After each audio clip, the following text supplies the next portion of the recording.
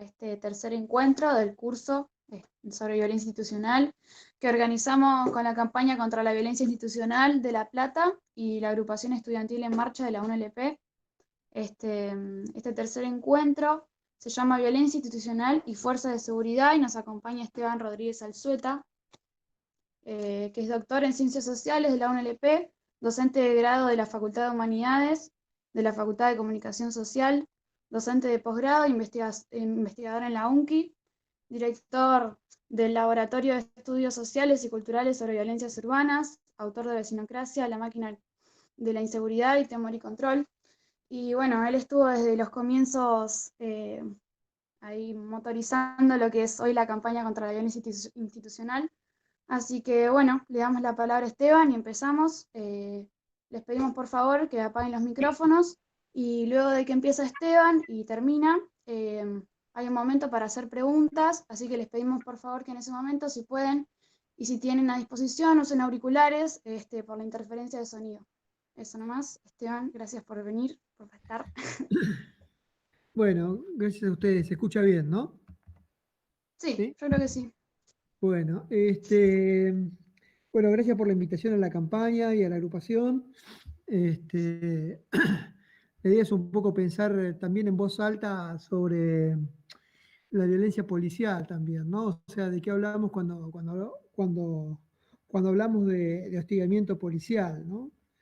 Eh, yo no soy muy partidario de las definiciones a la hora de acercarnos a un problema, ¿no? Sino, antes bien me gusta sobre todo ir rodeando nuestro objeto, ir rodeándolo, ir cercándolo de diferentes lugares, eh, mm, eh, con diferentes tesis que nos permitan de alguna manera este, comprender que nos vamos a medir nos vamos a medir eh, ante un objeto que es complejo, es decir, que depende el costado donde lo miremos, siempre vamos a encontrar una nueva cara, eh, siempre vamos a encontrar una nueva dimensión digamos, que vuelve más complejo, ¿no?, a la violencia policial. O sea, todos saben de qué se trata la violencia policial hasta que nos preguntan qué es la violencia policial, ¿no? Cuando uno escucha, cuando uno hablas de violencia policial en la esquina, en el kiosco de la esquina, bueno, nadie, digamos, todo el mundo es una categoría de inmediata comprensión, pero cuando escuchamos la pregunta, ¿qué es la violencia policial al interior de la universidad? Bueno, enseguida nos damos cuenta que no estamos ante una pregunta sencilla, sino que es una pregunta compleja. Y cuando uno dice que una pregunta es compleja, no lo decimos por una cuestión de pereza teórica, todos sabemos que los docentes universitarios, los investigadores vivimos de esta palabra, ¿no? Si llegase a desaparecer la palabra compleja, no tenemos más clases, ¿no? Pero cuando decimos que algo es complejo, lo que uno está queriendo decir cuando decimos que algo es complejo es que hay que leer un problema al lado de otro problema, al lado de otro problema, al lado de otro problema. Es decir, que no debemos actuar por recorte, sino por agregación, ¿no? Es decir, hay que leer un problema, el problema de la violencia policial, hay que leerlo al lado de tantos otros problemas que voy a ir haciendo mención ahora, ¿no? A mí me gustaría en el encuentro de hoy presentarles a ustedes una serie de tesis que nos van a permitir ir constelando, ¿no? Digamos, presentarles algunas categorías que me permitan ir constelando este problema que conocemos con el nombre de violencia policial, ¿no? Y como todas las tesis se disponen para ser discutidas, ¿no? Es decir, no son respuestas anticipadas, verdades formuladas una vez y para siempre, sino que son interrogantes, ¿no? Es decir, cada una de estas tesis que les voy a presentar quieren abrir un campo de discusión, ¿no? Que nos permitan a seguir pensando entre todos y todos de qué hablamos cuando hablamos de violencia policial, ¿no? La primera tesis tiene que ver con, la voy a decir de la siguiente manera: la violencia policial es una, es una de las formas que asume la violencia institucional, ¿no? O sea, no hay que asociar la violencia institucional a la violencia policial, ¿no? Cuando hablamos de violencia institucional, estamos hablando también de la violencia carcelaria, estamos hablando de la violencia judicial, de las violencias hospitalarias, estamos haciendo referencia a la violencia psiquiátrica, a la violencia en los geriátricos, a la violencia administrativa, ¿no? Es decir, la violencia institucional comprende y excede, digamos, a la violencia policial. Por eso la violencia policial decimos que es una violencia que hay que leerla al lado de esas otras violencias, por algunas razones muy concretas. Primero porque para señalar que hay un circuito de violencia, de violencias, ¿no? Y en segundo lugar, para decir lo siguiente, que las personas que van a pasar por ese circuito casi siempre son las mismas, ¿no? Es decir, las personas que generalmente constituyen la clientela de la policía son objeto de la violencia policial, de las distintas formas de la violencia policial, muy seguramente son aquellas personas que tienen chances de ser también objeto de la violencia carcelaria o de las violencias administrativas, de las violencias judiciales, etcétera, etcétera también, ¿no? Es decir, este, la, la, la, el objeto, digamos, de las violencias institucionales los ponen casi siempre los mismos sectores sociales, ¿no? Pero bueno, me parece que hay que leer, en primer lugar, entonces, la violencia policial al lado de esas otras violencias de las que son objetos estos sectores sociales. En segundo lugar, diría lo siguiente, que la violencia policial afecta tanto a la integridad física como la dignidad de las personas, ¿no? O sea, yo soy partidario de una definición ampliada de la violencia policial, ¿no? Puesto que la violencia que practican los policías no solo impacta en el cuerpo de los individuos, sino también en su subjetividad, ¿no? Me parece que acotar la violencia a lo estrictamente físico nos lleva a ignorar, por ejemplo, las humillaciones que éstas generan en los destinatarios, ¿no?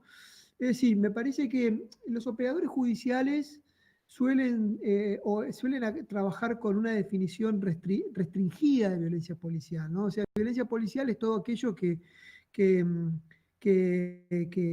se asocia la violencia policial a la agresión física, puesto que la agresión física, digamos, al impactar en el cuerpo deja una prueba, ¿no? Es un registro sobre el cual uno puede volver, digamos, para luego judicializar y reprochar judicialmente esa violencia, digamos, al funcionario policial.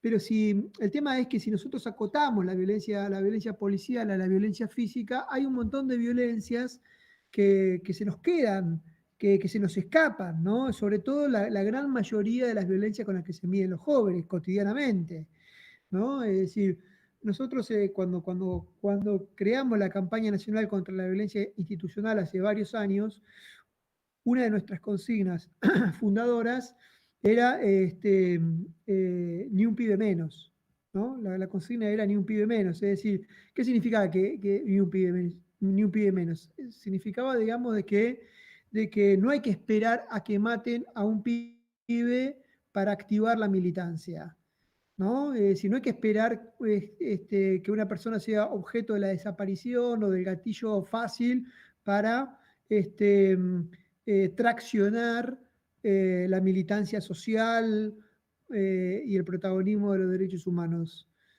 Hay que llegar antes, y llegar antes implica que tengamos que agendar una serie de rutinas que muchas veces no son referenciadas como violencia, eh, no solamente por las propias policías, sino inclusive por los propios destinatarios de esas prácticas, ¿no?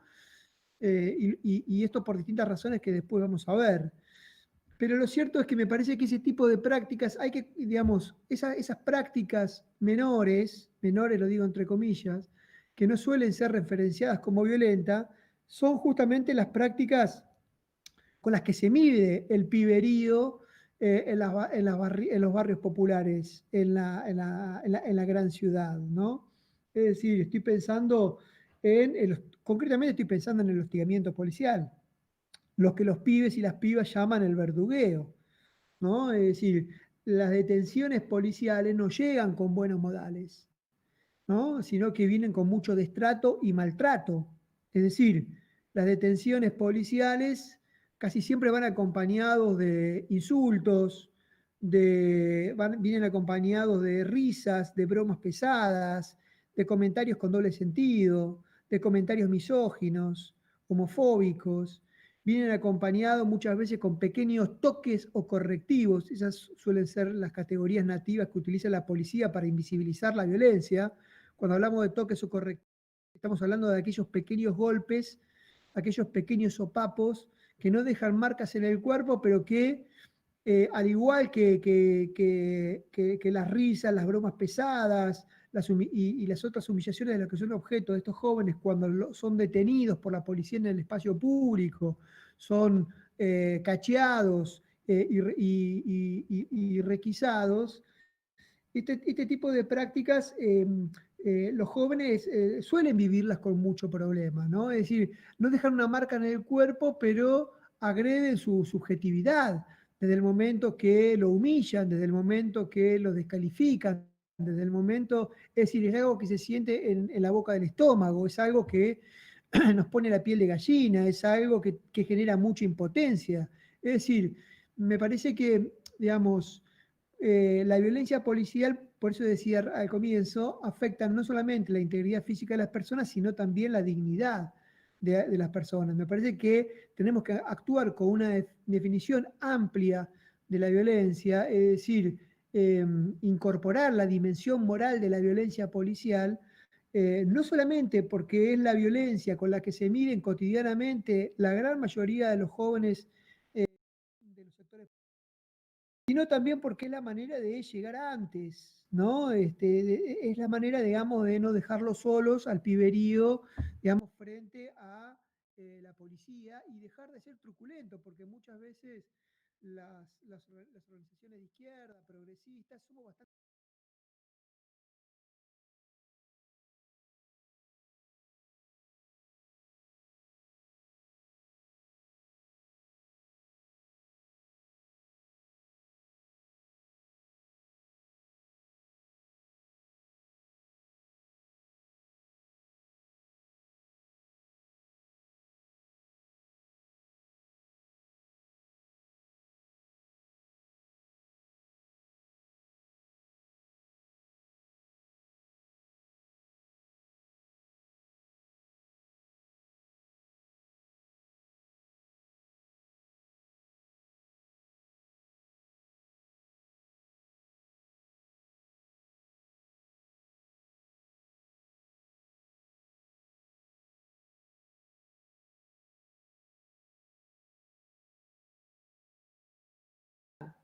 ¿No? O sea, la violencia policial no es una violencia externa, no es pura exterioridad, es una violencia que encuentra puntos de apoyo en expresiones violentas de la sociedad o de la comunidad donde aquella se despliega, ¿no? Es decir, la violencia policial en general, entre ellas sobre todo el hostigamiento, que es lo que a mí me interesa hablar, es una violencia con ramificaciones sociales que suele desplegarse dentro, digamos, de un universo social donde van fermentando esas violencias sociales, ¿no? Yo siempre digo, tal vez me han escuchado decirlo alguna vez, que no hay olfato policial sin olfato social, ¿no? Es decir, detrás de las detenciones sistemáticas por averiguación de identidad están los procesos de estigmatización social, ¿no? Es decir, esas palabras filosas que los vecinos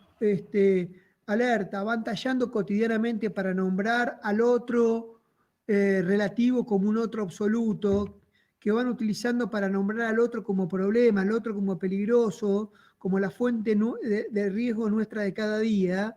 Esas palabras no son inocentes, sino que van creando condiciones de posibilidad para que luego las policías estén en esos barrios, estén presentes en esos barrios de esa manera y no de otra. Es de la brutalidad policial está el prejuicio vecinal. Entonces, no se puede recortar la violencia y leerla desencajada de la trama social. Hay que leer la violencia policial al lado de esas otras violencias sociales. Y esto me parece que es muy importante porque si esto es así, si es cierto que no hay olfato policial sin olfato social, que no hay detenciones policiales sin estigmatización vecinal, si esto es así, significa que, digamos, que se duplicaron las tareas para la militancia social. Tan importante como poner en crisis la violencia policial, lo es poner en crisis esas violencias sociales. Es decir, la violencia policial no se va a desandar con una reforma policial. Sin lugar a dudas, hay que cambiar los internados por externados. Hay que cambiar el staff docente que forma, capacita a los policías. Sin lugar a dudas, hay que cambiar los contenidos mínimos, ¿no? También, como también, por ejemplo, hay que adecuar sus funciones a determinados estándares internacionales de derechos humanos, ¿no? Es decir, adecuarlo a criterios de racionalidad, proporcionalidad y legalidad. Como también hay que completar los controles internos con controles externos, es decir, con un sistema de rendición de cuentas donde participen las organizaciones de la sociedad civil. Ahora, todo eso no alcanza si al mismo tiempo no se pone en crisis ese imaginario autoritario que activa las pasiones punitivas, porque el policía no es un extraterrestre que vive en un plato volador. El policía es mi vecino, es decir, digamos, llevamos a nuestros hijos a la misma escuela. Nos encontramos en la feria comprando verdura todas las semanas, gritamos el mismo gol, lavamos el auto el fin de semana juntos, es decir, no es un extraterrestre. El mapa subjetivo con el que trabaja la policía no es muy distinto al mapa subjetivo con el que el vecino se mueve en el barrio, se desplaza por la ciudad. Por ejemplo, eh, digamos, si eh, los jóvenes, si yo voy caminando por la calle y veo a una persona de 70 años que viene hacia mí, yo no voy a agarrar fuerte mi mochila. Yo no voy a cruzar furtivamente o acelerar el tranco si veo que una señora de 75 años viene caminando atrás mío. Pero si enfrente vienen dos pibitos de 15, 16 años con gorrita, ropa deportiva, ¿sí? Son morochos, bueno, bingo.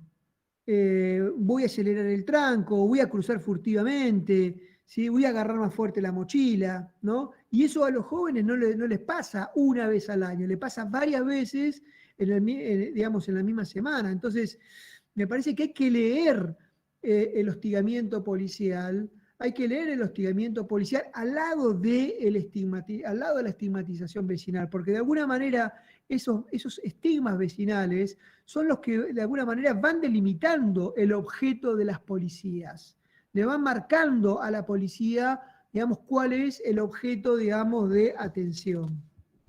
Por eso decía que se duplicaron las tareas, no solamente para el funcionariado de turno, sino también para la militancia social. Tan importante como poner en crisis la violencia policial, lo es poner en crisis esos imaginarios autoritarios que son los que activan esas pasiones punitivas. Eh, en, en, por otro lado, la violencia policial es un recurso disponible que forma parte de repertorios de acción previo, ¿no? Es decir, hay que identificar a la violencia como un recurso, digamos, identificar a la violencia policial como un recurso implica reconocer que no es el único recurso que tiene a su disposición, ni siquiera, digamos, suele ser el más importante, ¿no? Suele ser el más importante. Es decir, me parece que la violencia es una herramienta que hay que leerla entre otras herramientas que tiene la policía, ¿no? Sin lugar a dudas, otra herramienta que utiliza la policía es la palabra, ¿no? Es la palabra, el diálogo. Cualquiera que haya visto, por ejemplo, ese programa de entretenimiento desopilante que se llama Policías en Acción, que todavía se transmite por la televisión, bueno, uno se da cuenta que efectivamente que la palabra, el diálogo, que no siempre es un diálogo forense, profesional, sino que muchas veces es un diálogo también contaminado, ¿no? Es una palabra, digamos, que apela también a la jerga de los pibes o a la jerga también del propio vecino. Y esta apelación a ese lenguaje contaminado, digo contaminado para diferenciarlo del lenguaje forense, digamos, da cuenta, digamos, de que también la palabra es un recurso que suele utilizar cotidianamente la policía para hacer frente a los problemas sobre los cuales es interpelado todo el tiempo las policías también, ¿no?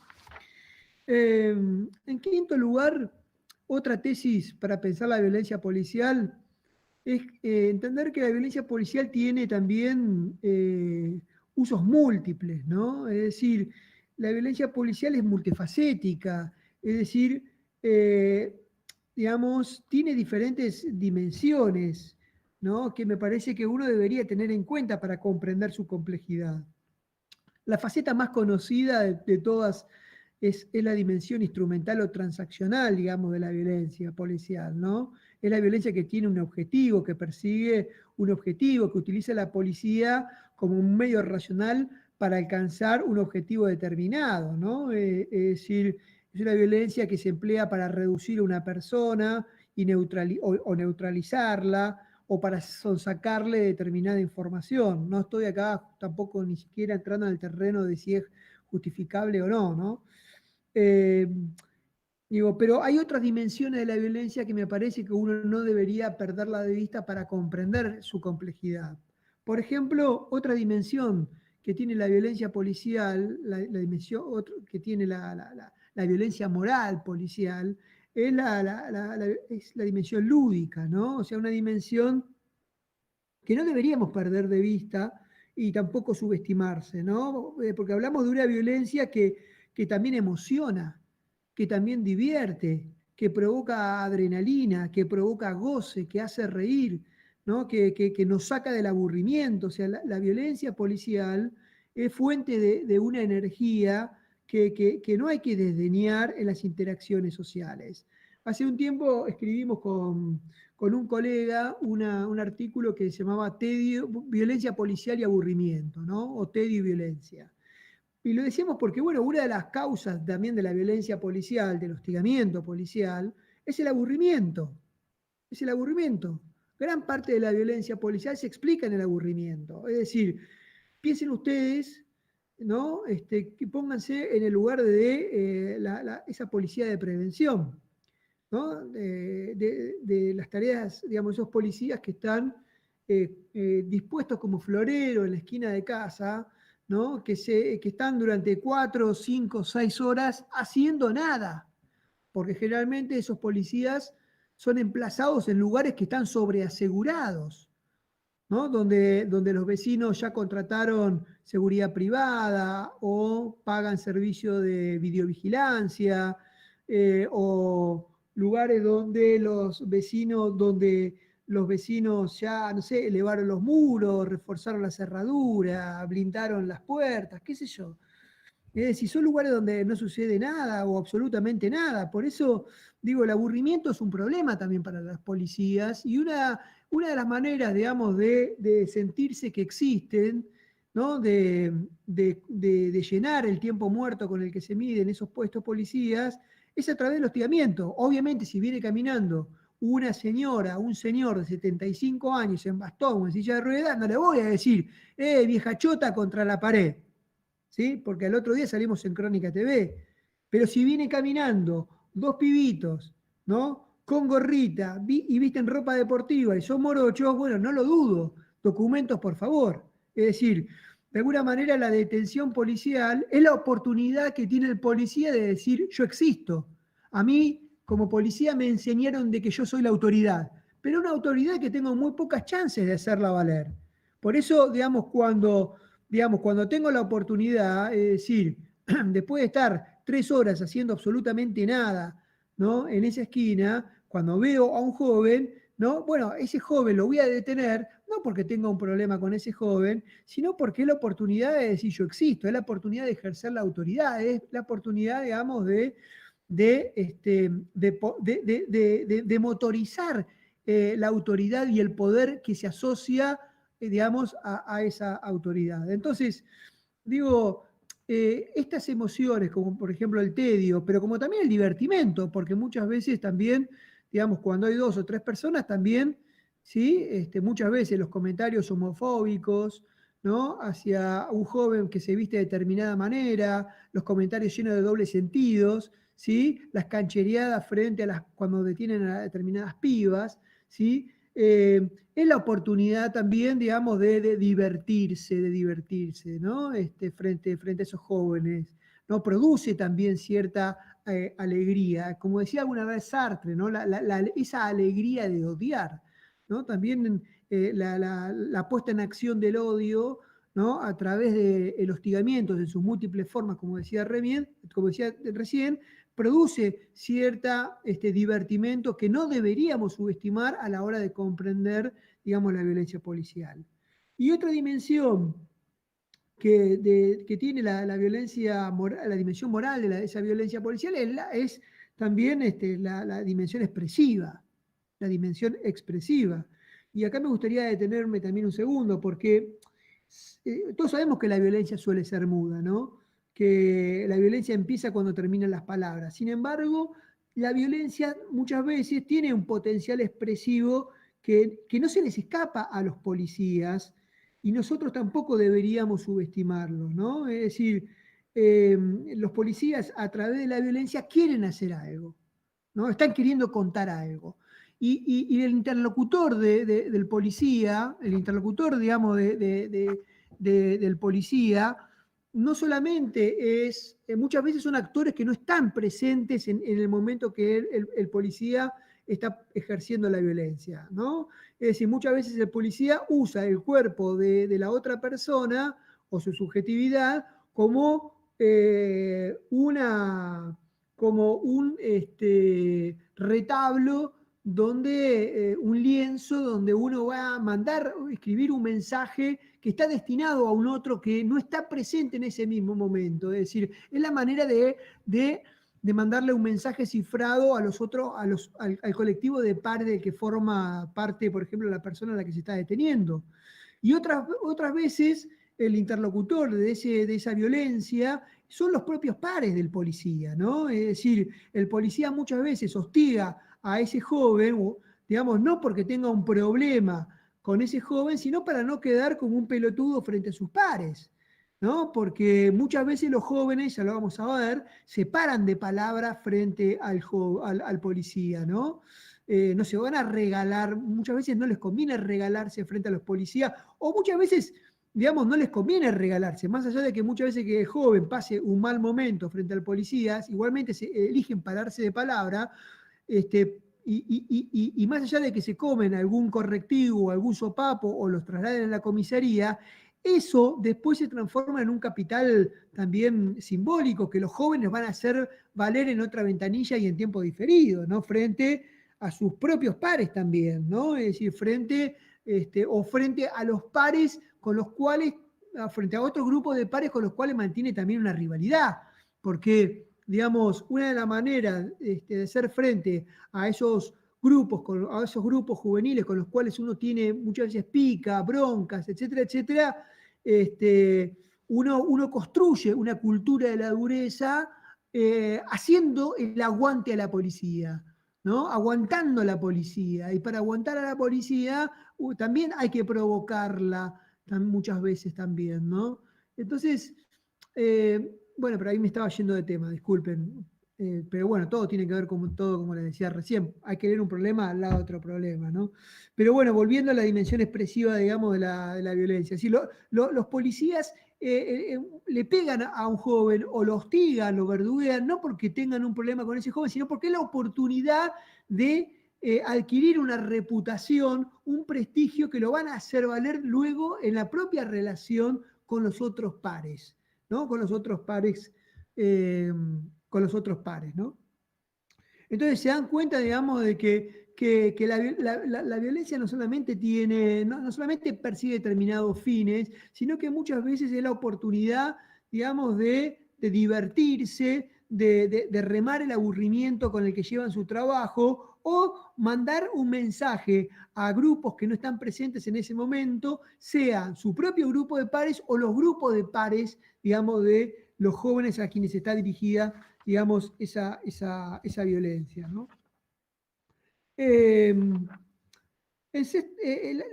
la próxima tesis, digamos, seguramente es muy conocida, porque la violencia policial es una violencia selectiva, ¿no? Yo siempre le digo a mis alumnos que la policía nunca se equivoca la policía, siempre detiene a las mismas personas. O sea, en este país, y no solamente en este país, pero en este país, digamos, un joven tiene más chances de ganarse la atención de ser objeto de la atención y la detención policial, digamos, si es joven que si es adulto. Un joven morocho tiene más chances de ser detenido que un joven blanco. Un joven morocho masculino tiene más chances de ser detenido que una joven morocha femenina, ¿no? Un joven morocho masculino que vive en un barrio pobre y a su vez tiene determinados estilos de vida o pauta de consumo, ¿no? Viste ropa deportiva, anda con gorrita y motito tuneada. Bueno, esos jóvenes seguramente son la clientela favorita, digamos, con la que trabaja la policía. Son la propiedad, son considerados como propiedad de la policía, son las víctimas merecitorias, ¿no? Merecedoras, digamos, de la violencia policial. Esto no implica, digamos, de que las pibas morocha de barrios populares no sean objeto de la detención. Esto no implica que no haya adultos que no sean objeto, digamos, de la detención policial. Pero si uno piensa las detenciones con las pocas estadísticas que tenemos en la mano hoy en día, por ejemplo, Aníbal Natiuk, que seguramente ustedes deben conocer, porque es graduado de la Facultad de Derecho de la Universidad de La Plata y que hoy en día dirige el Patronato de Liberados en la provincia de Buenos Aires. Aníbal acaba de terminar de hacer una tesis sobre también las detenciones policiales. Él tuvo acceso a algunas estadísticas. Todos saben que las estadísticas oficiales están encriptadas, son de muy difícil acceso, pero él cuando trabajaba en la Secretaría de Derechos Humanos pudo acceder a parte de ella, y si uno revisa esas estadísticas, enseguida se da cuenta, digamos, de que los jóvenes, varones, morochos, que viven en barrios populares, digamos, tienen todas, digamos, las fichas puestas para ganarse la atención policial. Entonces, la violencia policial es una violencia selectiva, ¿no? Y cuando uno revisa el tipo de uno puede reconocer, digamos, a partir de esa clientela, que se trata de una violencia clasista, que se trata también de una violencia racista, ¿no? Etcétera, etcétera, ¿no? En séptimo lugar, o la tesis 7, es que la violencia policial es una violencia relacional. A mí me gusta pensar la violencia policial como una relación social, ¿no? Una relación social que es una relación desigual, sin lugar a dudas, ¿no? Porque ese joven, esa joven, ¿no? No está en una situación de simetría, ¿no? Con el policía. De un lado hay un adulto, del otro lado suele haber un joven, o si se trata de dos jóvenes, ¿no? Muchas veces el otro joven, el joven policía, se encuentra uniformado, armado, investido, digamos, de autoridad, mientras que el otro joven aparece justamente como investido como el vago, como el bardero, como los que no hacen nada, como que están en cualquiera, etcétera, etcétera, ¿no? Porque mirá cómo están vestidos, mirá cómo se mueven. En vez de estar en la escuela, están pelotudeando ahí en la esquina, ¿no?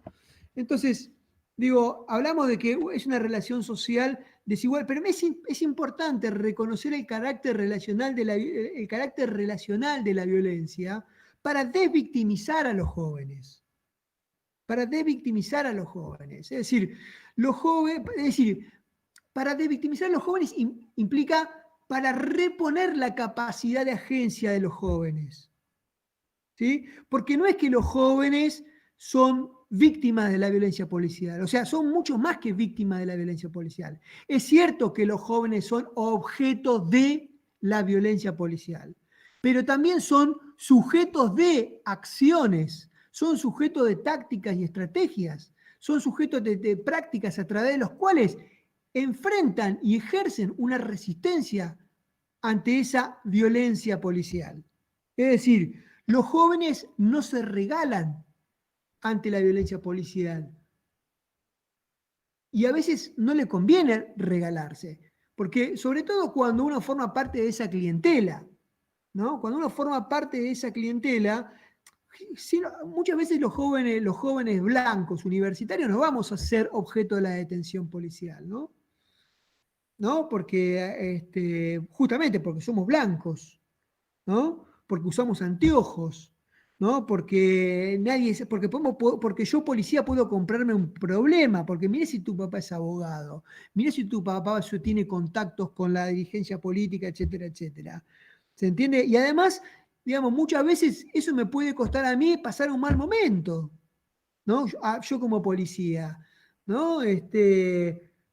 Porque además también muchas veces cuando el policía negro detiene al joven blanco, también el joven blanco, también hay como una cuestión de clase, ¿no? ¿Cómo el negro me va a detener a mí que soy blanco? También, ¿no? Muchas veces, ¿cuánto muchas veces de los gallitos que somos, ¿sí? Los blancos, ¿cuánto prejuicio de clase, digamos, existe en nuestra, en la manera en que nosotros nos enfrentamos a la policía también? ¿Cómo va a venir un negro a decirme qué es lo que puedo hacer, por dónde puedo andar? ¿No? Es decir, hay un clasismo también ahí. ¿Cómo alguien de los sectores populares, ¿no? Un morocho, como son los policías, me va a venir a mí a pedir documentos, yo que soy el hijo del abogado, yo que soy el hijo del juez, yo que soy el hijo del contador, el hijo de la odontóloga, el blanco, ¿no? Pero bueno, me estoy yendo al diablo, porque lo que quería decir era lo siguiente. Los jóvenes de los sectores populares, estos jóvenes morochos, ¿sí? Que se miden periódicamente con la policía, ¿no? Que los detienen cuando están en la esquina, que los detienen cuando acceden cuando llegan a la ciudad, ¿no? Porque ustedes saben que la policía a través de las detenciones, lo digo como nota a pie de página, la policía a través de las detenciones lo que hace es le marca el territorio al negro, ¿no? Cuando la policía te detiene en el centro de la ciudad, cuando la policía te detiene, lo que la policía te está diciendo es: ¿qué haces acá? ¿Qué hace el negro en el mundo del blanco? ¿Qué hace el que no tiene capacidad de consumo en el mundo del consumo? O sea, circulá, mové, no te quiero ver más acá. ¿Sí? Es decir, las policías a través de las detenciones establecen una suerte de estado de sitio y toque de queda para determinados colectivos de pares. Esos jóvenes no pueden acceder a las zonas residenciales o al centro de la ciudad, o solamente pueden hacerlo determinados días del año, o solamente pueden hacerlo, ¿no? Pueden hacerlo dentro de determinada franja horaria, más allá de la cual se transforman en sospechosos. ¿Cuántas veces, supongo que muchos de ustedes son de la ciudad de La Plata, cuántas veces vimos que frente a cada aniversario, ¿no? El 19 de noviembre, si mal no recuerdo, ¿no? Cuando es el aniversario de la ciudad de La Plata, llegan los negros al centro de la ciudad? Como llegan los negros cuando hay un piquete frente a Gobernación o la legislatura. ¿Sí? O los negros pueden acceder en grupo los viernes a la tarde. No pueden andar el lunes y el martes. No pueden acceder cualquier día. O sea, solamente tienen permitido hacerlo determinados días, porque saben que si no es regalarse, digamos, frente a las policías también, ¿no? Entonces, ahora, muchas veces también esos mismos policías, esos mismos jóvenes son objeto de detención policial en su propio barrio y no los están deteniendo para marcarle el territorio porque están en su territorio. La pregunta que uno se hace es, bueno, ¿por qué los están deteniendo a estos jóvenes? Bueno, se los detiene para certificar el prejuicio que esos mismos jóvenes tienen en su propio barrio, porque también sus propios vecinos, ¿no? Los tildaron de vagos, de que hacen huevo, que no hacen nada, que están en cualquiera, que son barderos, etcétera, etcétera. Y muchas veces, con razón. O sea, muchas veces puede que sea así. Tampoco vamos a romantizar a los pibes y vivir de contarnos cuentos, ¿no? Pero otras veces, digo, lo hacen para certificar ese estigma que tienen los vecinos sobre esos jóvenes, porque al certificar el estigma que tiene el vecino sobre esos jóvenes, se van rompiendo lazos sociales, se van rompiendo solidaridades. O sea, cuando la policía detiene a jóvenes en esa esquina donde paran todas las noches, difícilmente los vecinos salgan en su ayuda. ¿Sí? Es decir, de alguna manera los van dejando solos a esos jóvenes en esos barrios. Entonces, los jóvenes, volviendo ahora sí, cierro la nota a pie de página y vuelvo a lo que estaba diciendo, volviendo, digamos, al carácter relacional de la violencia, yo decía, es muy importante reponer el carácter relacional de esa violencia para reconocer la capacidad de agencia que existen en estos jóvenes. Que los jóvenes también se enfrentan a la policía. Y se enfrentan a la policía por muy distintas razones, no solamente para hacer valer su dignidad, sino muchas veces lo enfrentan porque es la manera de acumular también ese capital simbólico, ¿no? Ese capital simbólico que después lo van a hacer valer en su propio, digamos, cuando tengan que medirse con otros grupos de pares con los que mantienen rivalidad. Porque digamos, uno de los insumos para construir la cultura de la dureza, como dicen los amigos del colectivo Juguetes Perdidos, ¿no? Estos jóvenes silvestres, estos pibes silvestres que crecieron como los yuyos a cielo abierto, ¿no? Tienen que hacerse duros como todos los yuyos para resistir las inclemencias sociales, ¿no? Esa dureza no es algo que se compra en el kiosco de la esquina. Che, ¿me das un paquete de Marlboro y una cultura de la dureza? No es algo que se aprende viendo un tutorial por YouTube. ¿Sí? La cultura de la dureza es algo que se entrena, es una cualidad, es una habilidad, son destrezas que se aprenden en la calle midiéndose, por ejemplo, con la policía. Y más allá de que ese joven pierda con la policía en ese momento, digamos, digamos, gana en tiempo diferido, es decir, es algo que va a cobrar en otra ventanilla, digamos, cuando se enfrente a otros grupos de pares con los que mantiene alguna rivalidad o a otros vecinos alerta. Es decir, yo joven, para llevar el mentón bien alto todos los días, para hacer frente a los procesos de humillación de los que soy objeto cotidianamente cuando me muevo en el barrio, digamos, tengo que tener chapa de rudo, de duro, y esa dureza se construye haciendo frente, no solamente de esa manera, pero también haciendo frente, digamos, a esas formas de violencia policial. Ahora, insisto, es una violencia relacional pero asimétrica. Pero es importante, pero el hecho de que sea asimétrica no implica que sea contradictoria, ¿no? Porque el carácter relacional nos devuelve esa capacidad de agencia que nos permite también reconocer la capacidad de contradicción. Y esto es muy importante tenerlo en cuenta porque muchas veces los abogados creemos que somos como los evangelistas, perdón si hay algún evangelista, pero creemos que somos como los evangelistas o como los pastores cristianos, que vamos con la palabra del Señor, que vamos con la palabra de los derechos humanos al barrio a decirme, joven argentino, si sos morocho, vestir ropa deportiva y usar gorrita, sabés que estos son tus derechos. ¿Sabés qué? Si vos a un joven le decís eso, le estás garantizando que pase una noche mala en una comisaría que lo caguen a patadas en el orto.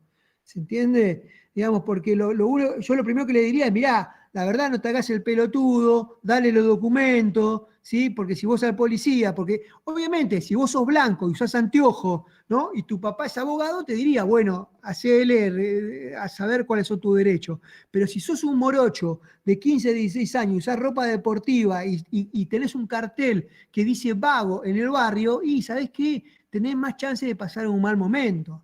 Entonces, guarda con esos instrumentos que solemos crear y repartir en los barrios populares que le decimos 10 cosas que vos tenés que saber para hacer frente a la violencia policial. ¿Se entiende? Ahora, eso no significa que los pibes no sepan nada, no tengan herramientas, no desarrollen tácticas o distintas estrategias para hacer frente a la violencia policial. Esas tácticas y estrategias policiales también, de estrategias que desarrollan los pibes, tenemos que aprender a escucharlas nosotros, los militantes sociales y militantes de derechos humanos, porque también son estrategias para inyectar información equivocada y bloquear, interrumpir la violencia policial. Por ejemplo, una vez les cuento una anécdota, dos anécdotas les voy a contar. Una vez estaba dando un taller de violencia policial en un barrio y había un pibe que estaba allá que se cagaba de risa. Y en un momento le preguntamos, che, ¿vos por qué te reís? Y porque a mí la policía nunca me detiene. ¿Y por qué no te detiene? Y porque yo soy gordo y uso anteojos. Claro, el pibe se corría del estereotipo, ¿no? Los anteojos le estaban inyectando información equivocada, digamos, al policía, ¿no? Una vez estábamos en una escuela, estábamos en la escuela de 12 y 60, en la famosa Legión, en la ciudad de La Plata, en el colegio nocturno, donde los pibes, ¿sí? Sobre todo los pibes, más que las pibas, pero donde los pibes eran objeto de detención policial antes, en invierno, antes de entrar a la escuela, porque era de noche cuando entraban, o después de que cuando salían, ya salían muy de noche, y los pibes todo el tiempo los detenían, le hinchaban la pelota porque venían de distintos lugares, distintos barrios de la periferia de La Plata, y siempre eran, ¿no?, demorados por la policía, corrían el riesgo de pasar un mal momento.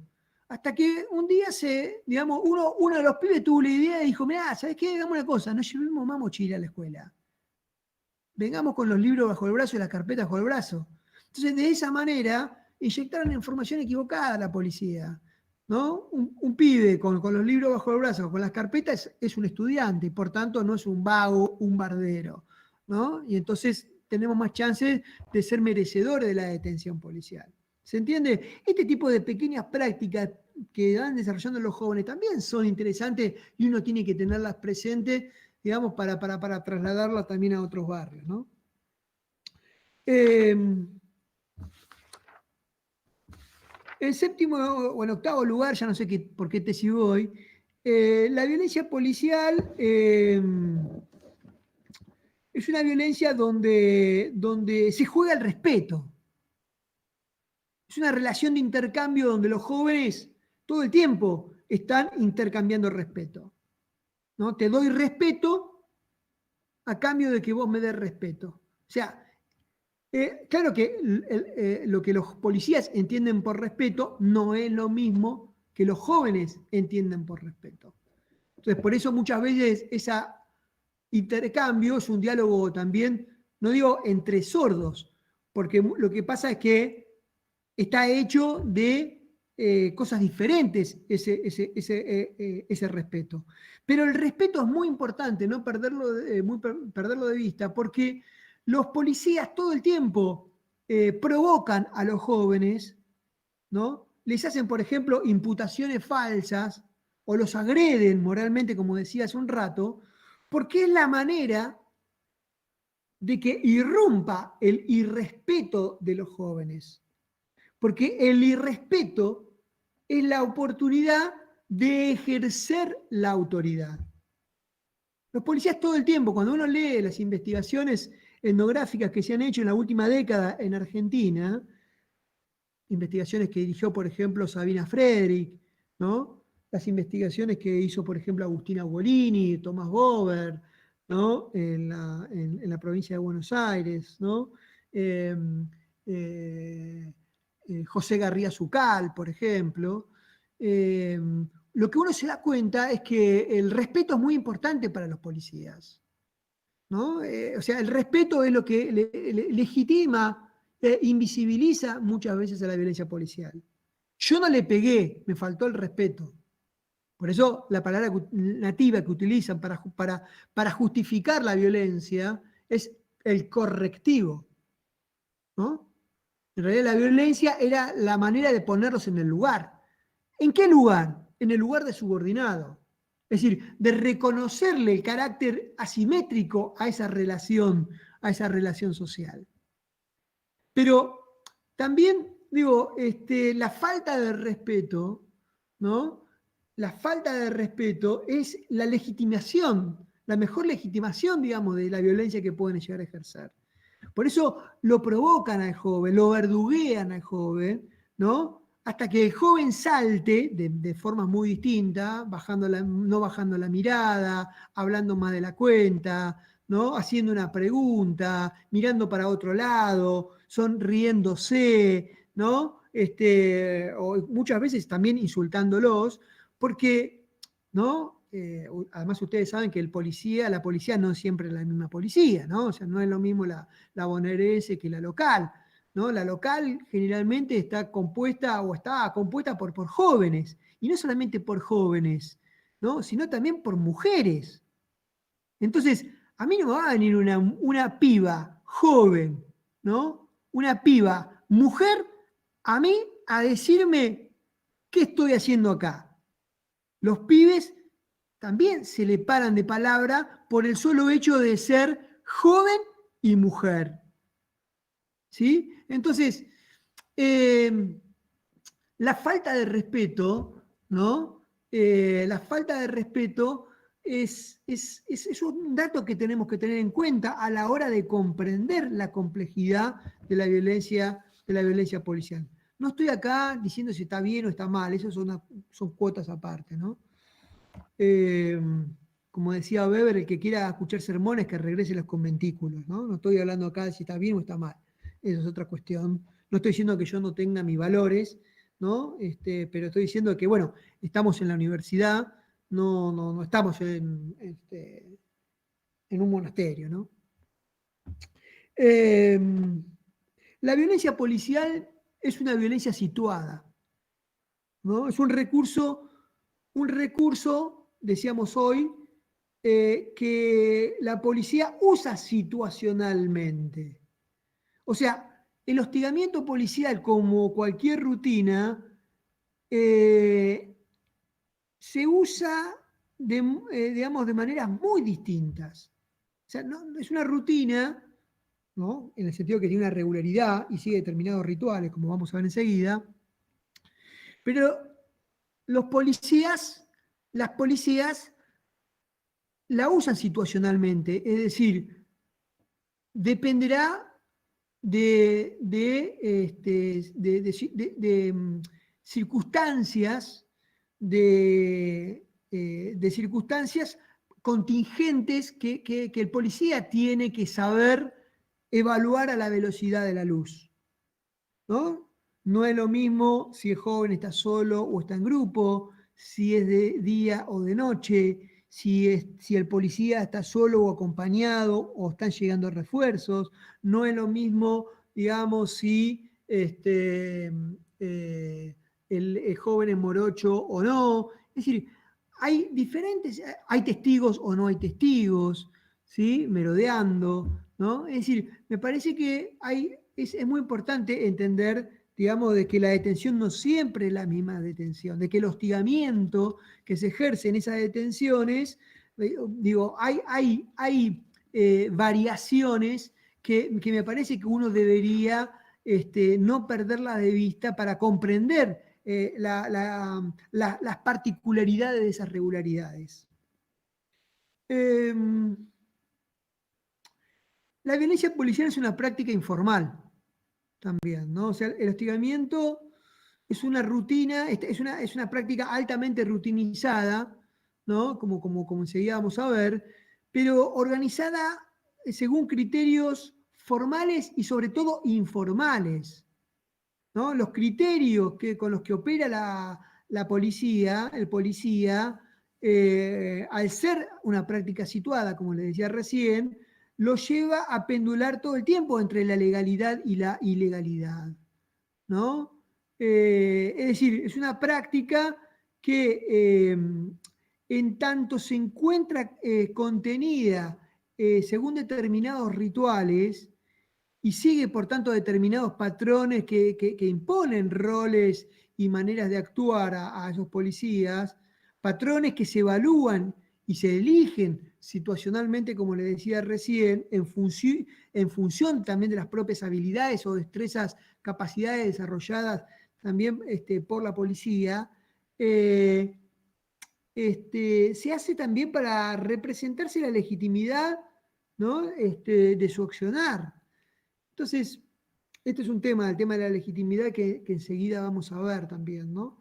Pero no quería dejar de decirlo, es una práctica informal también. Ahora, el hecho de que sea informal, es decir, que esté desajustada a la forma, que no guarde proporcionalidad, que no guarde racionalidad, que no guarde a la legalidad, no implica, digamos, que esas prácticas informales no estén organizadas según determinados criterios o rituales, ¿no? Por eso digo, además diría, la violencia policial, otra tesis, es que es una rutina ritualizada. ¿Qué quiere decir que es una rutina ritualizada? Es una práctica organizada según distintos criterios que orientan a sus practicantes, ¿no? Es decir, la violencia policial, el hostigamiento, no es ciego, ¿no? Los policías no actúan al voleo, ¿no? Tienen determinados criterios que les permite organizar esa violencia que están protagonizando. Criterios, ya lo vimos recién, criterios de victimización, ¿no? Como se dijo hace un rato, es decir, las policías patean con una clientela, trabajan sobre todo con determinados actores sociales, ¿sí? Que tienen determinados rasgos, ¿no? Determinadas características, no quiero repetir, ya lo dijimos hace un rato, pero también criterios de visibilización. O sea, los policías saben dónde se puede aplicar violencia física y dónde conviene usar la violencia moral, dónde conviene mejor emplear gritos o conviene burlarse o provocar o hacer comentarios misóginos o llenos de doble sentido, ¿sí? Es decir, el destrato puede ser público, pero la golpiza muchas veces se hará en lugares privados, ¿no? De espalda a la sociedad, arriba del patrullero, cuando llegan a la comisaría, no frente a todo el mundo.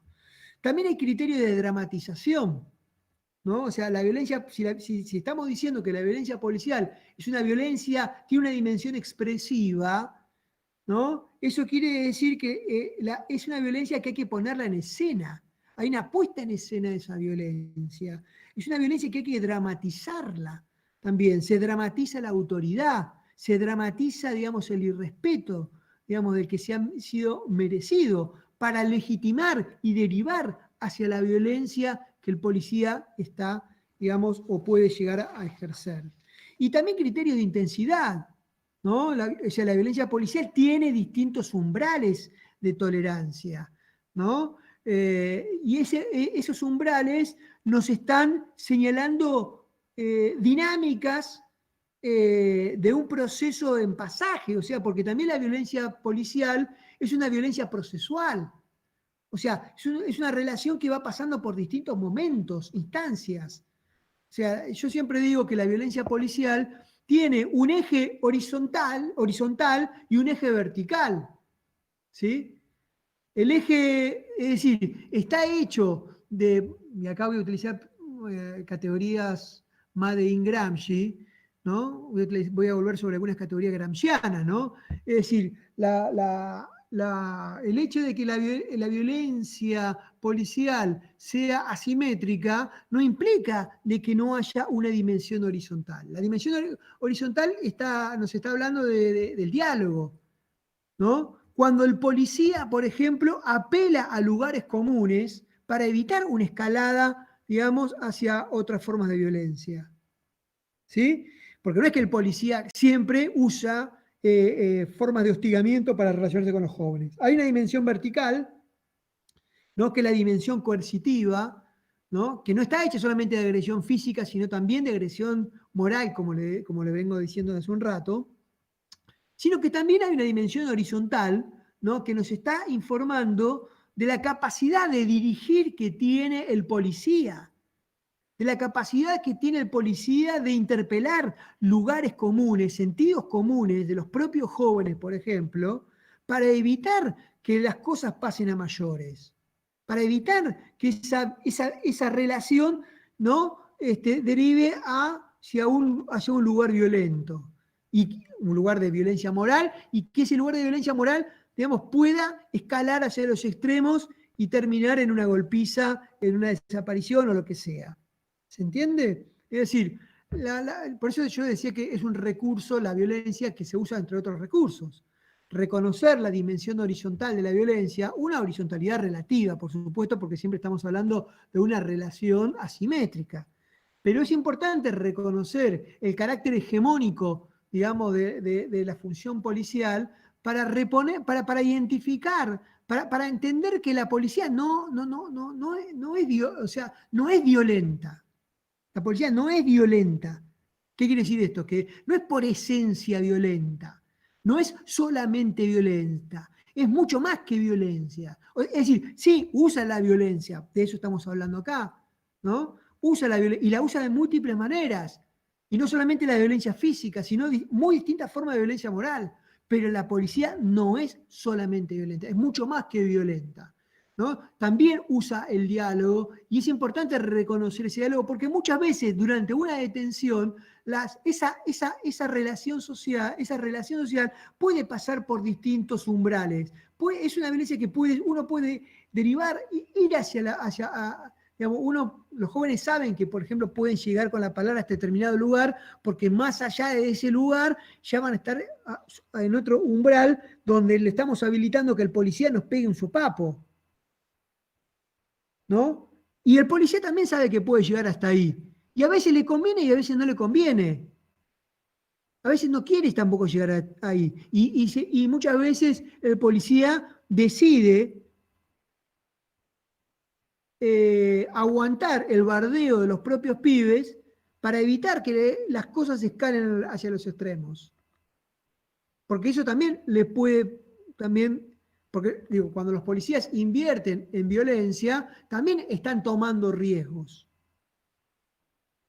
porque en última instancia yo no sé quién sos vos, porque en última instancia no sé, digamos, si ese sopapo te puede desnucar, porque yo digo, ahora te subo un patrullero, pero no sé si después cuando llegaste de la comisaría hay un pelotudo que te caga trompada y te mató.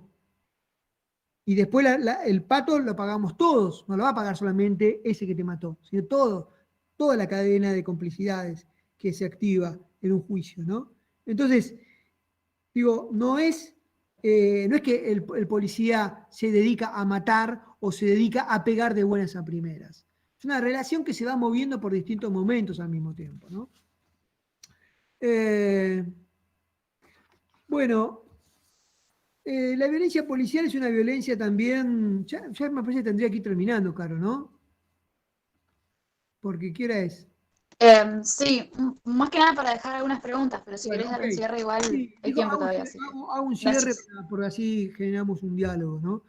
Dale, Por dale, gracias. último, voy a decir lo siguiente, que la violencia policial es una violencia negativa, pero también positiva. Positiva en el sentido que es productiva, ¿no? O sea, no solamente rompe vínculos, no solamente niega solidaridades, sino que también muchas veces la violencia es la oportunidad, digamos, para producir determinados lazos con los vecinos, ¿no? Lazos con determinados jóvenes, porque la policía muchas veces a través de las detenciones lo que va haciendo es, al ir dejándolos solos a los jóvenes en el barrio, es empujándolos de a poco a que asocien su tiempo libre a las economías ilegales, ¿no? Con los cuales la policía ya arregló previamente también, ¿no?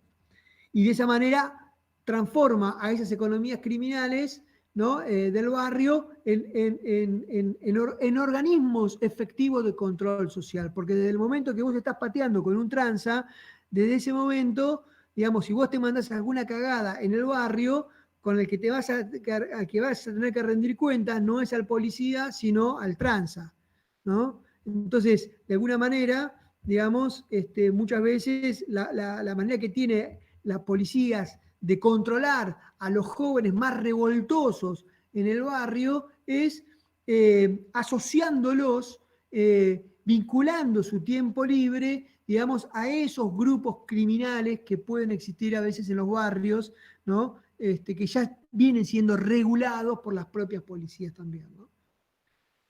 Bueno, nada, hay muchas más cosas para decir, pero prefiero dejar acá y quedar abierto a preguntas, comentarios, etcétera. Gracias. Bueno, Esteban, muchas gracias por la intervención, la verdad que es súper clara y es un poco como vos decís, que quizás a veces se piensa la violencia policial como algo, o sea, cuando nos dicen violencia policial quizás pensamos en un golpe o bueno, lo que solemos conocer más, pero sí es verdad que tiene una complejidad que es necesaria desentramar, ¿no? Y bueno, no sé si alguien quiere hacer alguna pregunta, ya saben, prenden el micrófono, pueden hablar. Si tienen auriculares mejor porque a veces se escucha eco y se puede dificultar, pero nada, el que quiera hacer una pregunta.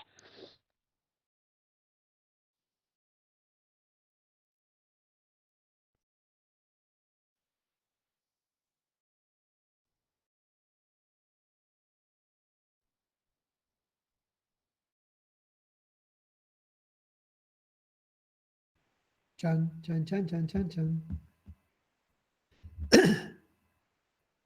Lara. A ver, ahí se escucha. ¿Se escucha? Sí, sí, se Sí, escucha, se escucha. Sí. joya.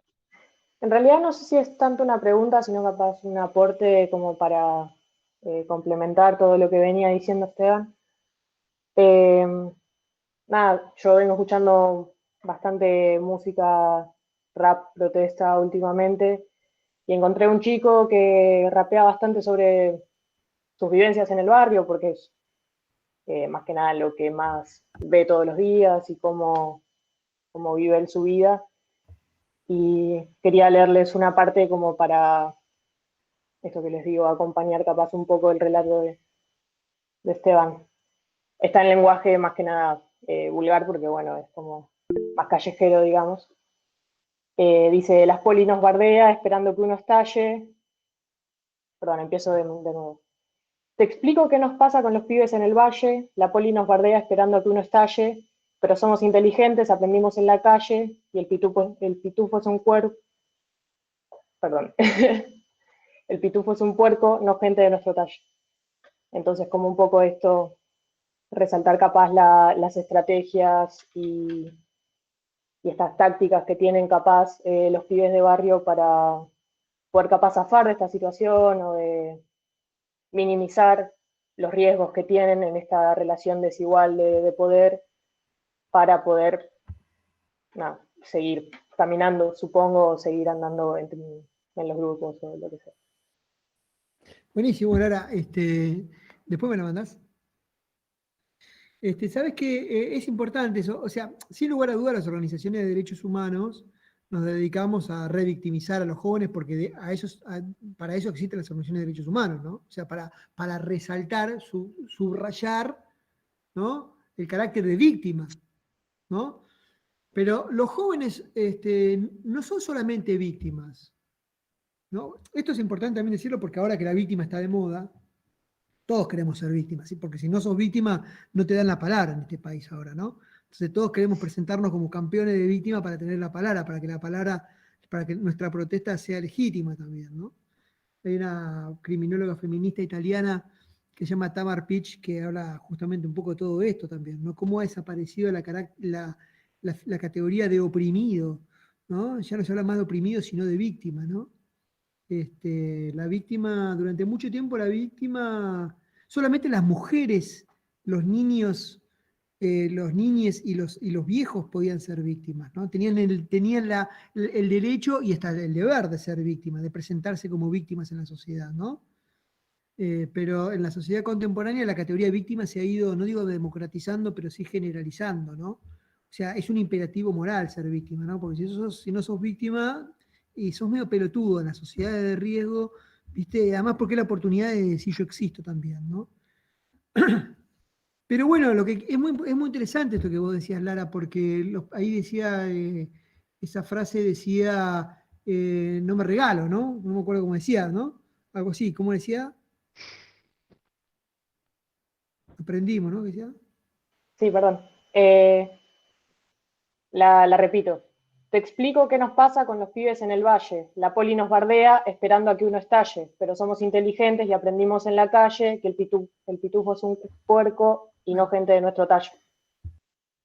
Efectivamente, esa estrofa, digamos, resume muy lo que yo dije en 1 hora, vos lo dijiste, Sí. Lara, en 5 segundos, en 10 segundos, ¿no? Menos mal que no la leíste al comienzo porque me cagaba la clase, ¿no? La Y después, si charla, ¿no? quieren, tengo Pero otro es segmento interesante, es decir, también. este día que los pibes no se regalan, ¿no? O sea que es cierto que los jóvenes son víctimas, pero lo que quiero decir es que son mucho más que víctimas. Es decir, que, digamos, que es importante reconocer esa capacidad de agencia, sobre todo para comprender, ¿no? La complejidad de esa relación social, porque si después uno quiere desandar esa violencia policial, es que uno tiene que entender que es la respuesta muchas veces de los jóvenes, también hay que atenderla, hay que trabajarla, hay que leerla también, ¿no?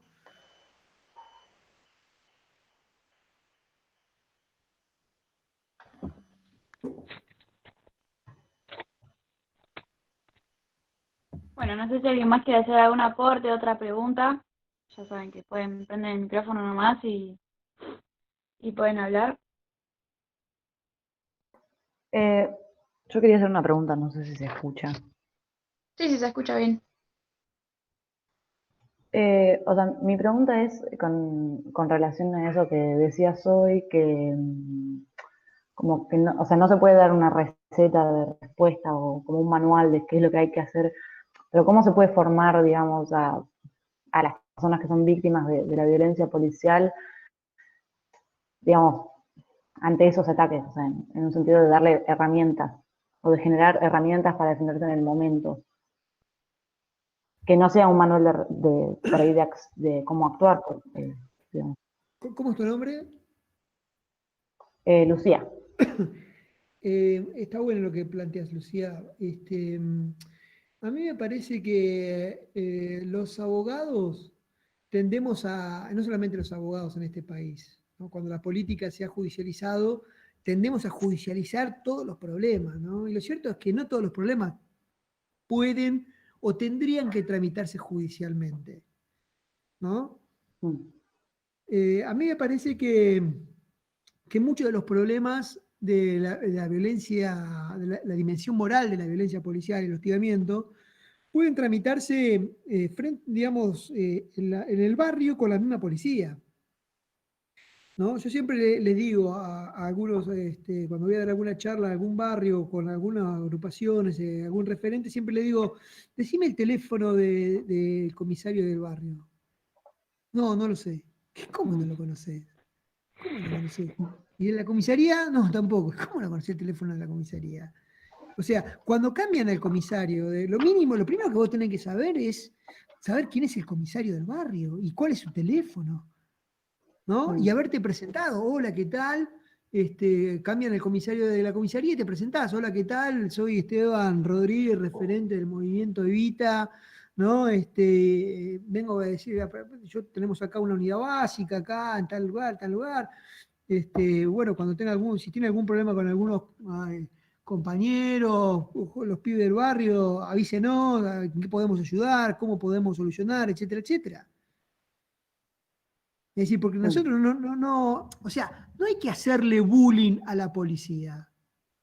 Tenemos que dejar de demonizar a la policía, porque muchas veces la policía necesita que lo demonicemos, porque esa distancia que se genera entre el policía y yo es la mejor, para que la policía te pegue sin culpa, necesita esa distancia. Entonces nosotros tenemos que achicarnos para que no nos pueda pegar, ¿sí? Para que no te pueda zampar un cross a la mandíbula y vos te tenés que pegar al policía. ¿Sí? Pero no tenés que dejarlo solo al joven. Lo detuvieron 1 vez, 2 veces, 5 veces en un mes a fulanito, y entonces vas a la comisaría. El comisario, ¿qué está pasando con Menganito? Otra vez lo detienen. ¿Qué está pasando? No, lo que pasa es que el pibe anda en cualquiera. ¿Pero qué es lo que hace? ¿Qué pasa? No, lo que pasa es que los vecinos nos llaman. Bueno, a ver, déjenos. Vamos a intentar hablar con el joven porque usted sabe que tiene algún problema o sabe que está con alguna dificultad. Vamos a hablar, denos. O sea, no hay que dejarlo solo. La policía tiene que enterarse de que ese joven no está solo, de que estamos nosotros atrás. ¿Se entiende?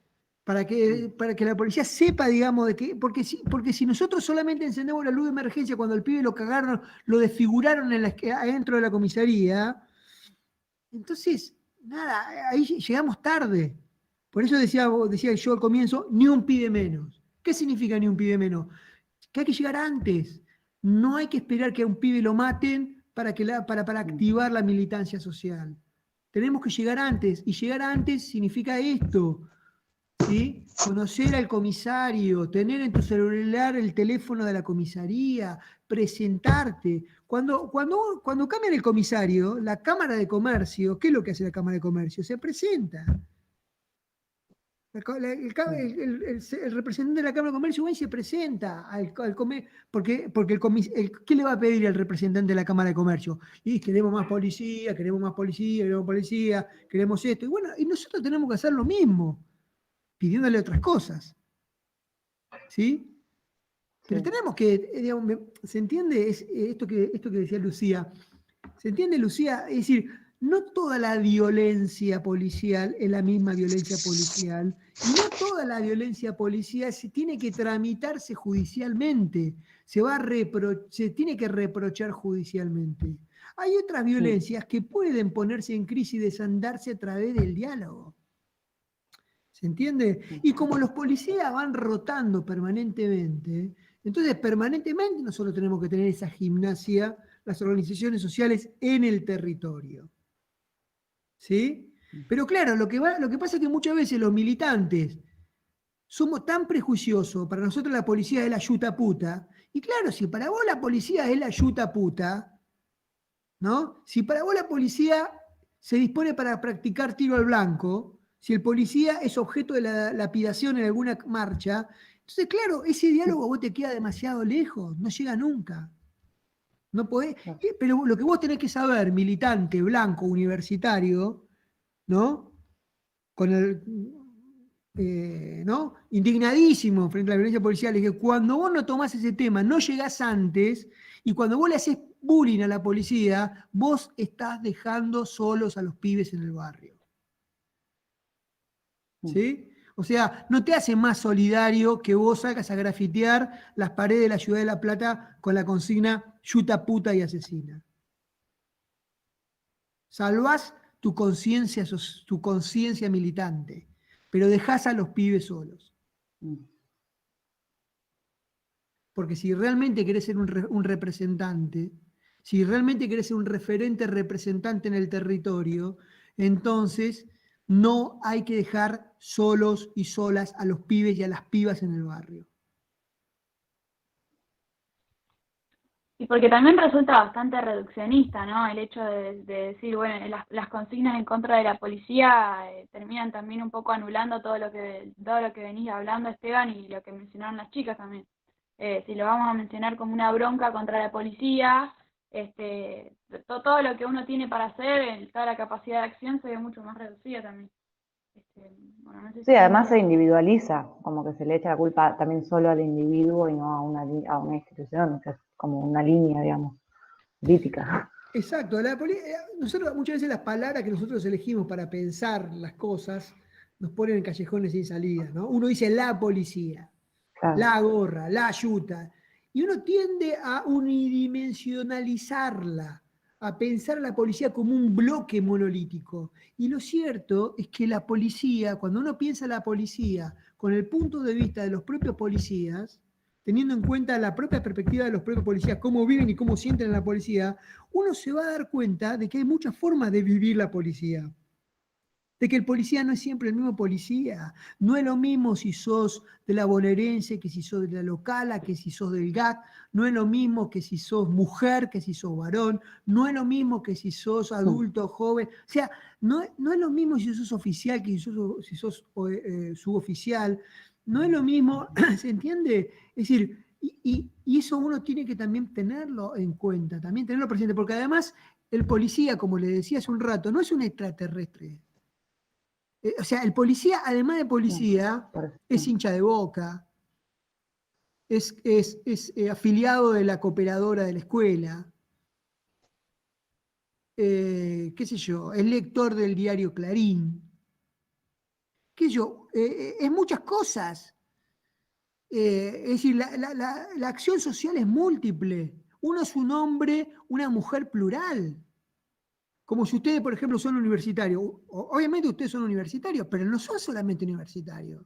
Seguramente son, no sé, serán peronistas o serán trotskistas, también pueden ser feministas, pueden ser hinchas de Boca o de River o de Gimnasia, pueden ser padre, madre, hijo, hermano. O sea, uno somos montones de cosas. Entonces, se generan muchos tráficos entre esos varios rostros que somos al mismo tiempo. Entonces, no podemos pensar que la policía es siempre la misma policía. ¿Se entiende? Entonces, por eso me parece que tenemos que dejar de demonizar a la policía. No tenemos que hacer lo que ellos hacen con nosotros, a veces, que demonizarlo. Porque esa demonización que nosotros hacemos a la policía es lo que muchos policías después necesitan para pegar sin culpa, para pegar con ganas. También, perdón, la última cosa que digo, eso me hace acordar que nosotros cuando estábamos organizando los talleres en contexto de encierro, hablábamos de que, o sea, como que adentro, o sea, yo no sé nada de este tema, pero me hizo acordar a eso que mencionaban, que, o sea, como que adentro de las cárceles, por ejemplo, o sea, si bien las personas que están privadas de su libertad sufren todas las condiciones, por ejemplo, de infraestructura del lugar, o sea, toda la decadencia, o sea, como que también los policías también lo sufren, digo, como una manera de acercarse también y de entender, como que, qué sé yo, como que también se está, ay, no sé si entienden lo que quiero decir, como una manera de eso que vos decís, de generar como un acercamiento y borrar esa línea de demarcación que enfrenta. Eso es un poco lo que dice la ministra de Seguridad, Sabina Frederick, ¿no? Cuando dice, mi punto de partida es la confianza. O sea, yo no puedo estar arriba de una policía desconfiando todo el tiempo de ella. Para desconfiar están las organizaciones de derechos humanos. Las organizaciones de derechos humanos nos dedicamos a desconfiar. Fuimos creadas, digamos, nuestra militancia está hecha de desconfianza, ¿no? Pero un ministro tiene que trabajar desde la confianza también, ¿sí? Es muy importante también reponer esa confianza, construir lazos de confianza para encarar cualquier proceso de reforma. Porque para encarar cualquier proceso de reforma al interior de la policía, digamos, si vos encontrás una resistencia manifiesta, abierta, entonces va a ser muy difícil encarar esos procesos de reforma o te van a llevar muchísimo más tiempo. Entonces es importante reponer, por ejemplo, digamos, no perder de vista de que no sos solamente policía, sos mujer policía, o sos joven policía, ¿sí? De que no sos solamente policía, de que sos policía, pero que también, además, sos trabajador, y además de trabajador, sos ciudadano. O sea, es importante reponer el carácter de trabajador en el policía y poner en crisis esta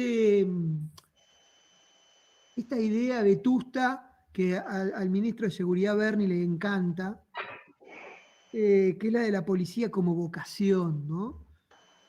¿No? Que Berni, digamos, le chupa las medias a las policías. Ahora está queriendo, después de lo de Facundo también, está, nada, ¿no? Agarrándose la cabeza también, ¿no? Pero si quiere ser el simpático, o sea, una cosa es la confianza y otra cosa es chuparle las medias, ¿no? Otra cosa es decirle la policía es la familia policial. No existe la familia policial. Eso es lo que a muchos policías les gustaría, porque pensar la policía como una vocación, pensar la policía como una familia, es la oportunidad, es la manera de construir un código de silencio que blinda las cagadas que después se manda la policía. ¿No? Digo, pensar la policía como un bloque, como una familia, cuando hay una frase que ustedes habrán escuchado seguramente decir, cuando dice los trapitos sucios se lavan en casa. ¿No?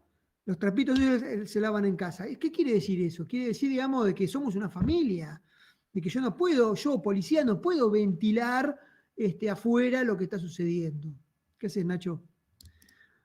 Entonces, Es importante reponer el carácter, empezar a recordarle que el policía es un trabajador. Porque de hecho muchos de los jóvenes, el 40% hoy en día de la policía, o un poco más también, son policías de la local, que son jóvenes, son pibes y pibas, que tienen 20, 25 años. Son policías jóvenes o jóvenes policías. ¿Sí? Es decir, ¿y que por qué se ficharon en la policía? ¿Porque tienen la cabeza quemada? Se ficharon en la policía porque era la oportunidad de tener un salario estable. Si vos tenés 20 años y no hay laburo, y tenías a la oposición en su momento, en el 2015, que decía se va toda la mierda, se va toda la mierda, se va toda la mierda, y vos no conseguís un trabajo digno, y de repente aparece joven argentino, venía a ficharte a la local, y yo no lo dudo, porque ser policía es la oportunidad de tener un salario estable, reconocimiento de antigüedad, vacaciones pagas, aguinaldo, asignaciones familiares, ¿sí? Montones de beneficios que no los obtengo en un trabajo precario o trabajando en la cooperativa del movimiento siquiera. Entonces, la policía es vivida como una estrategia de sobrevivencia, como la oportunidad de resolver problemas materiales, concretos. Entonces, si, digamos, hasta ayer ese joven era un compañero o un amigo, ¿qué? Desde el momento que se anotó para la local, vamos a decir que es un traidor, un hijo de P, ¿no? Que está en cualquiera, es un facho, es un demonio, etcétera. No. Digo, me parece que es importante reponer el carácter, digamos, reponer el proletariado que hay en el policía, para luego reponer el carácter ciudadano, para encontrar en el policía un interlocutor y no un enemigo. Porque si no hacemos lo que la policía, la vieja policía, los viejos policías quieren que el policía viva la policía de esa manera. Bueno, Esteban, tengo una pregunta de YouTube. Ay, no sé si alguien quería hablar. Justo me llegó una pregunta. Perdón. Sí. Voy a hacer un comentario nada más. Escuchamos primero la de YouTube, Clara. Escuchamos primero la de Dale, YouTube vaya. y después la tuya, porque vos ya hablaste. Perfecto. Perdóname, Sí. no me puse No. moderador. Bueno, dice, muy interesante la intervención. Joaquín Vélez, una pregunta. ¿Qué cambios se observan a partir de los roles de las fuerzas de seguridad a partir de la pandemia y las tareas de asistencia y cuidado? En ese sentido, ¿puede ser lugar para un replanteo de los imaginarios y las figuras punitivas de las fuerzas? No observo ningún cambio. O sea, más allá de que el día de mañana la pandemia la vivamos todos nosotros como una bisagra, ¿no? Con un parteaguas, ¿no? Más allá de que la veamos como un antes y un después, lo cierto es que hoy en día nosotros la pandemia la tramitamos con las prácticas aprendidas. Ninguno de nosotros somos personas inéditas, nuevas. Y lo mismo sucede con la policía. Sin lugar a duda, los controles policiales se amplificaron, ¿sí? Es decir, la policía puede detiene la clientela de la policía ya no es solamente la víctima merecida, sino la otra también hoy en día. Pero lo cierto es que si a vos la policía te detiene en un control, digamos, no te va, ¿no? Difícilmente seas objeto, digamos, del verdugueo, ¿sí? Digo, cuando se vaya la pandemia, no es que a vos te van a seguir hostigando o deteniendo, nada. La policía es muy probable que vuelva a trabajar con la clientela, con su clientela, ¿no? Había una segunda parte también, ¿no? De esa pregunta de Joaquín. ¿Querés que la repita? Sí. Dice, en ese sentido, ¿puede ser lugar para un replanteo de los imaginarios y las fuerzas punitivas de las figuras punitivas de las fuerzas? Bueno, no, cuando dice imaginario, no sé qué entiende por imaginarios, pero por lo menos como lo entendería de la siguiente manera. O sea, lo que uno pudo ver, o sea, a mí me parece que la pandemia arrojó luz sobre determinadas alianzas entre lo que yo llamo la vecinocracia y determinados sectores de la policía. ¿no? Sobre todo al principio de la pandemia, vimos a los policías amateur, vimos a esos ciudadanos policías, ¿no? Todo el tiempo llamando al 911, marcándole a la policía, a aquellos actores que supuestamente estaban interrumpiendo, ¿no? La cuarentena, ¿no? Denunciando, digamos, poniendo cartelitos en los edificios a los médicos que no usen determinados espacios, etcétera, etcétera. Todo eso lo vimos, ¿no? Que hay gente escrachando por las redes sociales. Pero digo, eso no es una práctica también inédita, ¿no? Digamos, los scratches. Los scratches digamos, es algo bueno, ahora no se está usando tanto, pero hasta hace muy poco se usaba todo el tiempo, ¿no? Porque es una manera también de excluir al otro, de excluir sobre todo al otro, ¿no? Hoy en día, ¿no? Más que la otra, excluir al otro, ¿no? Que tiene otras formas, otras maneras de pensar, de relacionarse, que más allá de que sean reprochables o que puedan ser reprochadas, no implica, digamos, de que la única forma de tramitar un reproche sea a través de la exclusión. Ah, sos un machirulo, expulsado, te vas de mi agrupación, te vas de mi programa de radio, te vas del club, te vas del aula. Digo, si esa es la forma que nosotros, progresistas, tenemos para reprochar un problema que sea a través de la exclusión, entonces tenemos un problema también, ¿no? Porque también muchas veces nosotros nos movemos por las redes sociales como patrullas policiales, ¿no? Hacemos ciberpatrullaje y vemos qué piensa el otro, qué foto cuelga, qué es lo que dice. Y si vemos que algo no nos gusta, ¿qué hacemos? Cultura de la delación. Vamos y le decimos, lo denunciamos ante las autoridades del mercado y lo bloqueamos de nuestra lista de amigos y vamos a nuestro muro y lo fusilamos. Es decir, lo excluimos. No sos más mi amigo. Es decir, si esta es la forma que tenemos para tramitar problemas, digamos, ¿cómo después no vamos a querer matar al pibe chorro? Sí, O como una sea, cuestión enteramente punitiva, digamos, también. claro, exactamente. Claro, o sea, el punitivismo no es patrimonio de la derecha hoy en día. No. El punitivismo ya no es patrimonio de la derecha. El punitivismo ha permeado sectores del progresismo. Y la mejor prueba de eso es Bernie, que es la mano derecha de Kicillof. O sea, ¿cómo llegó Bernie ahí? Un tipo que se autodefine como derecha. Vayan al diario Infobae de noviembre del 2019, una entrevista que le hacen a Bernie, donde él se autodefine como de derecha. No soy yo el que lo digo. Ahora, ¿por qué lo convoca Kicillof, ¿sí? a Bernie?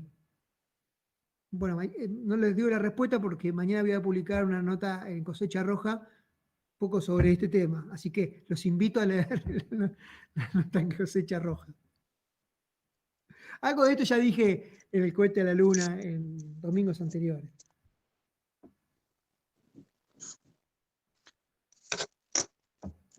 Bueno, Lara, te había quedado lo que vos querías decir, no sé si querés. Sí, perdón, no quería interrumpir antes. En realidad esto va más también como un cuestionamiento que se me cruzó bastante estos últimos días y que a veces también se pone un poco como en contradicción con estos ideales que a veces sostenemos, ¿no? Como de estigmatizar a la policía también. Y es como esta frase que se repite mucho de estudiar, no seas policía. Eso también le quita esta dimensión proletaria a la policía. Y está bueno a veces cuestionar esos discursos porque, nada, un poco retomando lo que decía Esteban, como no dejan de ser tus vecinos, que se anotan porque necesitan un sueldo estable, porque necesitan mantener a sus familias, porque necesitan un montón de cosas que otros trabajos no le pueden dar, entonces eso, capaz, empezar a cuestionarnos de qué manera nos posicionamos ante estos colectivos, ¿no? Sí, Lara, coincido completamente con lo que mencionás. Yo creo que muchas veces, ¿sabes? Somos víctimas de las palabras que utilizamos para pensar los problemas, ¿no? Entonces, durante tanto tiempo nos han dicho, digamos, que la policía es el aparato represivo de la clase burguesa, ¿viste? Que claro, vemos un policía y ¿viste? ¿Recuerdas ese sketch de Capusotto? Hay un sketch de Capusotto que es genial, que un policía está reprimiendo a un pibe y viene el padre que es un ex comisario retirado y va a retar. Vos le tiraste. No, es genial, mírenlo, porque es genial, ¿no? Por ahí cuenta mejor esto que estoy diciendo, ¿no? Pero digo, la policía no es un leviatán azul, como ha dicho alguna vez como Marcelo Said, ¿no? Lo que no significa que en su momento no haya sido, o sea, sin lugar a dudas, tal vez en la década del 90, ¿no? La categoría leviatán azul, ¿sí? Servía para pensar la maldita policía, ¿sí? Es decir, cuando la policía constituía una corporación muy aceitada, muy piramidal, pero hoy en día la policía, y esto lo dije en una nota en el Cohete de la Luna, es un cachivache. Se ha ido deshilachando. Eso no implica que no haya grupos dentro de la policía que hayan desarrollado sus propios intereses y que actúen en función de sus propios intereses. Y los invito a leer las últimas 2 notas de Alejandra Dandan en el Cohete de la Luna el domingo anterior y en el otro domingo, ¿no? Sí puede haber alguna banda, algún grupo que se, digamos, de policías y fiscales que se dedican y jueces que se dedican a extorsionar a la gente, a traficar, etcétera, etcétera. Pero eso no implica, digamos, que toda la policía esté enganchada en esa, que esté prendida, digamos, en esa. Entonces, me parece que es muy importante reponer, como dice mi amigo Tomás Bober, reponer el carácter multiforme de las policías para, para construir otras policías con esos puntos de apoyo también. Porque no todos los policías viven en la policía de la misma manera. ¿Sí? Entonces, me parece supuestamente, vamos a ver si Facundo lo desapareció de la policía, todo indica que sí. Si así fuere, si la investigación judicial finalmente termina certificando todo esto, bueno, no podemos decir que la bonaerense se dedica a matar o desaparecer. O sea, yo soy partidario de que, digamos, yo discuto con algunas organizaciones de derechos humanos cuando dice la policía es asesina. Y, ¿sabes? A mí me parece que no. Cuando uno piensa, por ejemplo, los homicidios dolosos con las estadísticas en la mano, uno se da cuenta que tiene más chance de que, vos tenés más chance de que te mate tu pareja violenta adentro de tu casa, te mate tu vecino que está armado, a que te mate un policía. Solamente el 6% de los homicidios dolosos se los llevan las fuerzas de seguridad. Las fuerzas de seguridad. Ahí está la policía, la bonaerense, está la prefectura, está la penitenciaria, etcétera, etcétera. Y esos homicidios dolosos no son producto solamente del gatillo fácil, sino que también tienen que ver con muertes en custodia, etcétera, etcétera, ¿no? Es decir, hace rato que el gatillo fácil dejó de ser propiedad de la policía. Ahora, eso no significa que no sea un problema, es un gran problema, porque estamos hablando de actores que son profesionales de la violencia, que fueron entrenados y capacitados para usar la violencia de acuerdo a criterios de proporcionalidad, legalidad, oportunidad, etcétera, etcétera, de acuerdo a estándares internacionales de derechos humanos. ¿Sí? Vos te comprás, Lara, un arma y lamentablemente no hay nadie que venga y te diga, che, ¿sabés qué, Lara? Una vez por mes tenés que ir al tiro federal y tenés que bancarte este curso, este curso, este curso. Eso no existe en este país. Te comprás un arma y la usás como vos querés usarla, qué sé yo, a lo Babi Checopar la usás, ¿viste? ¿Qué sé yo? A lo carnicero, lo usás a lo jubilado. ¿Se entiende? Entonces, en cambio, un policía supuestamente, es un problema que un policía mate, porque el policía fue especialmente entrenado para no usar de manera mortal la violencia, esa violencia de la que es portador. Entonces, es un gran problema, porque además es el Estado el que está actuando con ese policía. Entonces, es un gran problema. Pero no pongamos en un lugar donde las cosas no se encuentran. Si uno lee, por ejemplo, ese libro que les mencionaba recién de Agustina Ugolini, que se llama Legítimos Policías, es un libro muy interesante porque es un trabajo etnográfico que ella hace al interior de algunas comisarías en la provincia de Buenos Aires, y uno se da cuenta de que una de las preocupaciones más importante, una de las preocupaciones principales que tienen los policías y las policías cuando están en la comisaría, uno de los temas de conversación de rigor sobre el que vuelven todo el tiempo es qué pasa si matamos a alguien el día de mañana. No es fácil matar. No es fácil matar porque no estamos en la década de 70.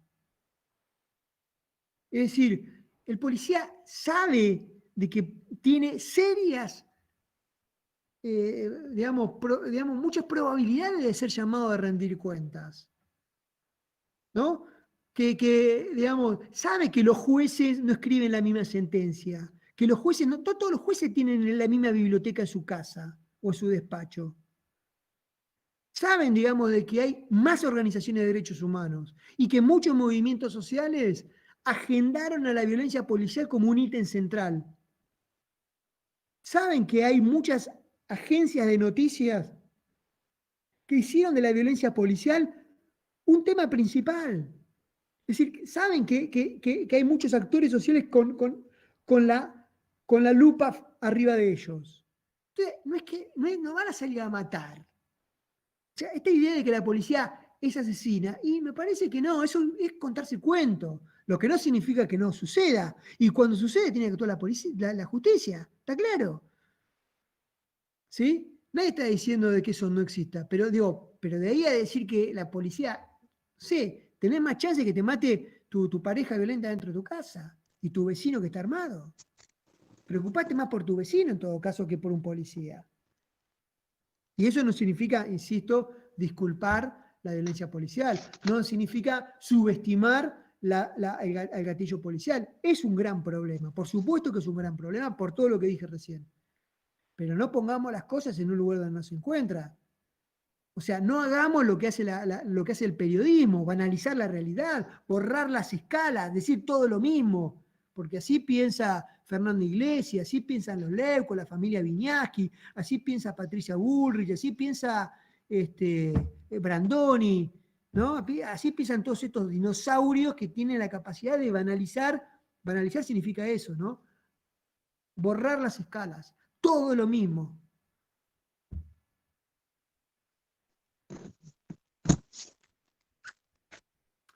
Yo no me enojo, hablo así de manera enfática, porque me doy manija, ¿viste? Pero no es que soy un energúmeno, ¿viste? Lo aclaro porque me apasiona. Bueno, no sé si alguien más quiere hacer alguna otra pregunta.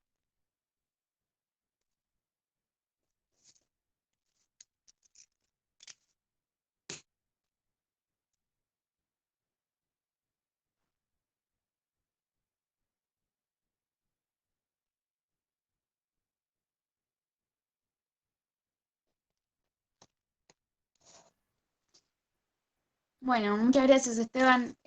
Nada, algo más que capaz podía decir, como para agregar, que es un poco también lo que hablamos nosotros al interior de nuestra organización y entre nosotros como compañeros. Retomando una frase que mencionaste, no hay olfato policial, sino olfato social. La cuestión de la legitimidad, ¿no? En lo que es la sociedad, acá en La Plata se hace bastante visible con la clase media, todo lo que es el casco urbano, capaz también. Y nosotros que somos bastante nosotros estudiantes universitarios, lo vivimos de cerca, digamos, esa cuestión de la legitimidad social a la violencia policial y a la fuerza de seguridad, y que nada, que pensamos y que retomamos que es ahí también donde se juega la política para nosotros, que no en confrontación, digamos, con esos sectores que capaz avalan, sino generar tácticas y estrategias para ver cómo establecemos diálogo también, para comunicar nuestra idea al respecto, ¿no? Digamos que no quede en un simple ataque de contraposición, digamos, no sé, como puede ser nosotros estudiantes, progresistas, como decías, peronistas, digamos, en contra de las fuerzas policiales, poniéndonos en contra de quienes están a favor, de quienes piden seguridad al gobierno, de distintas cuestiones, sino cómo generar estrategias y tácticas para pensar un diálogo, ¿no? Con esos sectores, capaz. Nada, como para agregar algo, no sé si querías decir algo más sobre eso. No, agradecer la invitación. Espero que se repita cuando pase la pandemia y estar en vivo, porque viste, un poco pensar todo esto en voz alta, en vivo y en directo, ahí presencialmente, porque esto también es vivo y directo, ¿no? Pero presencialmente es otra cosa, ¿no? Es más ida y vuelta. Además, es todo para largo. Simplemente decirles que ahora en breve vamos a sacar un libro que se llama Yuta, el verdugueo policial desde la perspectiva juvenil, que va a salir ahora en un par de meses y que cuando salga les voy a acercar algunos ejemplares a la campaña y a la agrupación para que tengan. Y los comprometo a que me ayuden a hacer la presentación del libro de la Facultad de Derecho. No es gratis la charla, ¿viste? No sale gratis. Bueno, O en el mordisquito también, no tengo problema. bueno, buenísimo. Entonces, Esteban, muchas gracias. Y muchas gracias a todos por participar. Queríamos invitarlos también, como saben, si tienen ganas Y Lara, de participar. pasame después que pásenle el mail a Lara y me mandan la canción. Dale, ahora lo escribimos no sé si Lara estás en el grupo de WhatsApp o si no nos podés enviar un mail a la campaña o a la agrupación para contactarte con Esteban. Bueno, nada, eso que queríamos invitarlos también si quieren participar, sumarse a la campaña nacional contra la violencia institucional. Ahora estamos haciendo seguimiento de casos, especialmente quienes estudian Derecho y Trabajo Social. Y bueno, también para pensar un poco estos temas y lo que tratamos de hacer también desde la agrupación En Marcha es cómo vincular o cómo pensar estos problemas en relación a las carreras que nosotros estudiamos, que la mayoría somos estudiantes universitarios y que no se pierda nada más en una cuestión, una simple, una discusión sencilla, sino que lo podamos profundizar también desde las carreras y nada de eso. Así que nuestras redes son los Instagram, unlp.enmarcha, derecho.enmarcha, contra violencia a la plata. Así que cualquier cosa nos pueden escribir por ahí y nos vemos el lunes que viene con la última charla a las 19 horas. No va a ser martes como las anteriores, sino lunes. Violencia institucional y justicia con Ezequiel Constenwein y Sofía Carabelos. Así que eso, muchas gracias Esteban de nuevo y bueno, nos vemos la próxima. Gracias a ustedes y bueno, nos estamos viendo. Dale, Saludos. saludos. Chao, chao.